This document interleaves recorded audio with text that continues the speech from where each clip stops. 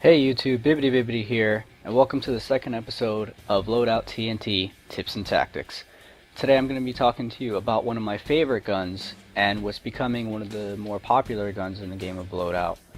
I don't want to call it the best gun, but some would argue that it is a little OP. It did get the parts got a recent nerf in the last patch, but nonetheless, it's still a very strong gun. That gun is none other than the beam sniper.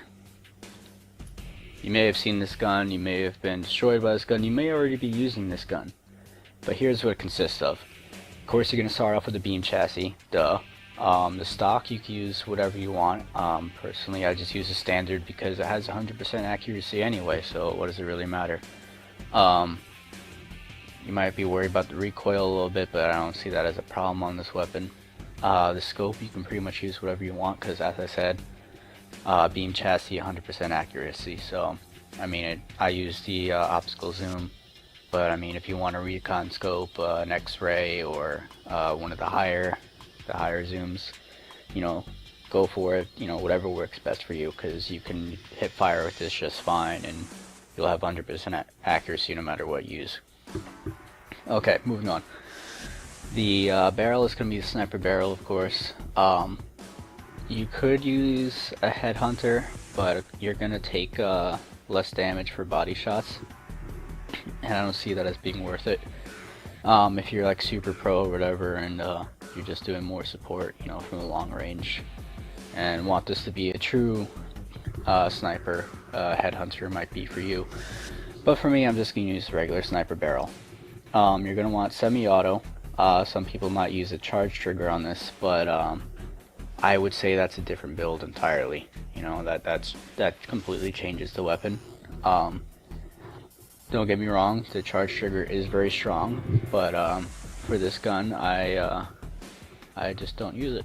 You know, you can experiment with that, try it on your own, and see what you think.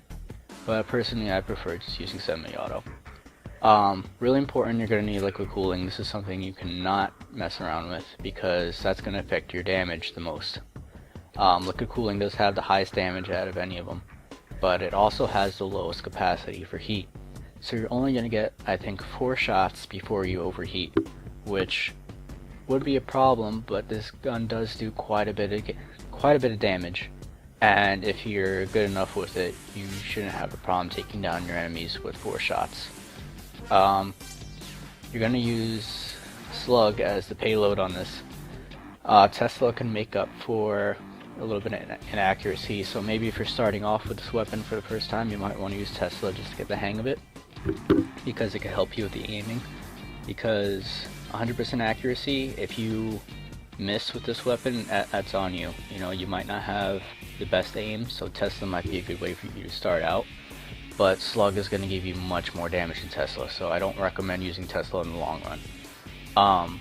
Pyro is going to give you more damage over time, but this weapon is all about stopping power, so I don't recommend Pyro.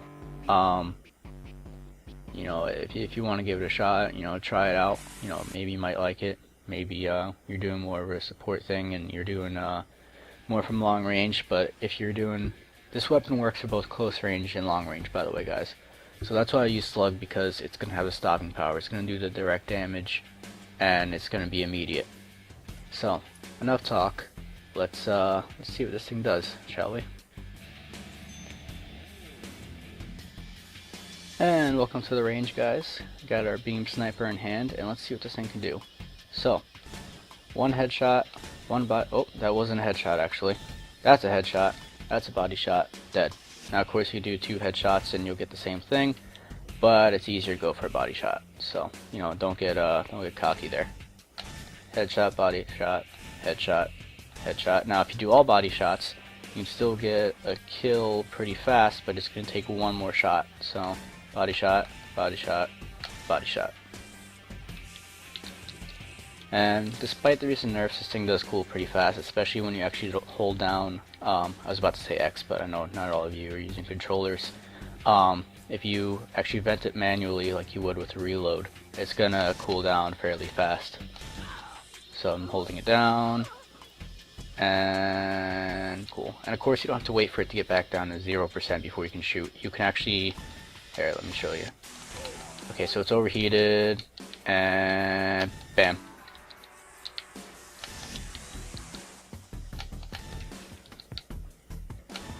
So you don't have to wait for that red circle to go away, guys. You can still fire the moment it cools down a little bit. So you can see a roll is pretty much a roll and a jump is the exact timing you need to get that other shot. Don't even look at don't even bother looking at the percentage. Just, you know, get the timing down, and you'll find that works out pretty well. And of course, this weapon works from all ranges because it has 100% accuracy. Contrary to belief, it's not hit scan though. A lot of people think it is. It's very close to being it, but it's not technically hit scan, and I'll show you why. See that, guys? 4 individual shots there.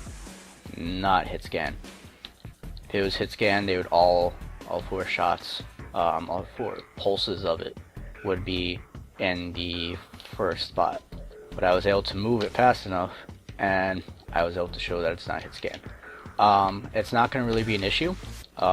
You could pretty much call it hit scan if you want, because no one is dodging this.